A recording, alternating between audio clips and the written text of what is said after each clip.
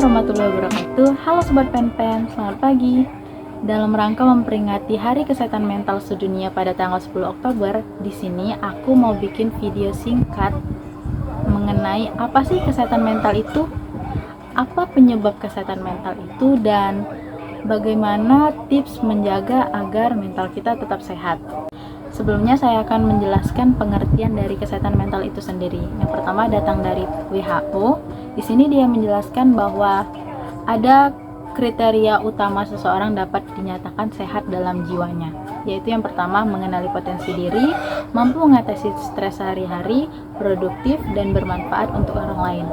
Selanjutnya, kesehatan mental atau kesehatan jiwa menurut Halodoc, kesehatan yang berkaitan dengan kondisi emosi, kejiwaan, dan psikis daripada orang itu sendiri.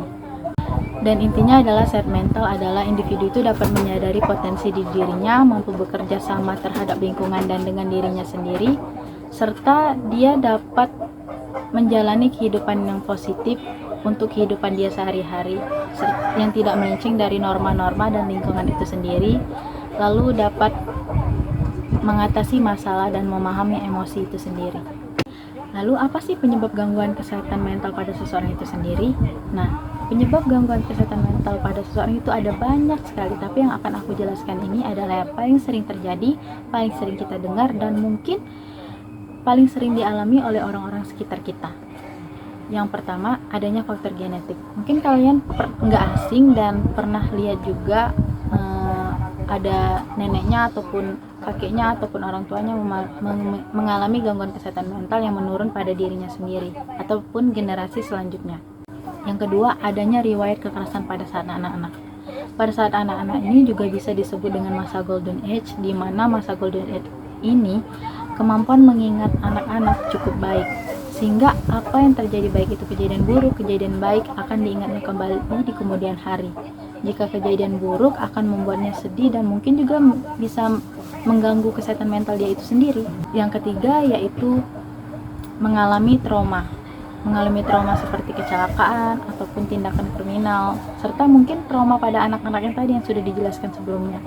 Yang keempat, kehilangan atau kematian pada seseorang yang membuatnya merasa disayang ataupun orang terdekat dia.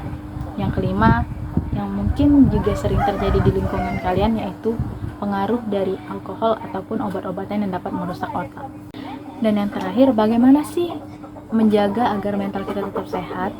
Yang pertama dan yang paling penting adalah menanamkan mindset positif pada diri sendiri. Contohnya kayak misalnya hari itu kalian dihadapkan pada dosen killer, daripada kalian mikir, dosennya killer, nanti aku disuruh maju nih, disuruh ini bla bla bla. Nah, daripada mikir itu, mending kalian mikir positif dengan, tahu nih dosennya killer, tapi kalau aku datang hari itu kan aku bisa main dengan teman-teman, bisa ngobrol, bisa sharing. Nah, apapun kalimat yang kita keluarkan akan direpresentasikan di otak dan membuat hari yang kita jalani itu tuh lebih baik lagi. Yang kedua, ini bisa melakukan aktivitas fisik dan tetap aktif secara fisik seperti berolahraga, membaca buku, ataupun apapun yang membuat pikiran kita dialihkan menjadi pikiran yang lebih positif. Yang ketiga adalah istirahat yang cukup. Yang keempat, bisa berlibur bersama teman, keluarga, kerabat, dan sebagainya. Kelima, mungkin bisa juga dengan bermeditasi. Bermeditasi ini sekitar beberapa menit dalam sehari itu cukup.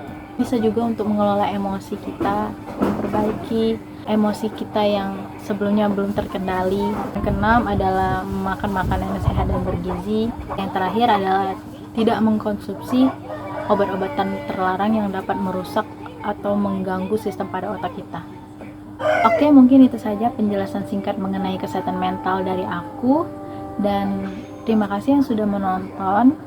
Aku mohon maaf jika ada kata yang salah, ucapan atau tindakan dari video aku. Semoga video ini bermanfaat untuk kalian semua dan diri aku sendiri.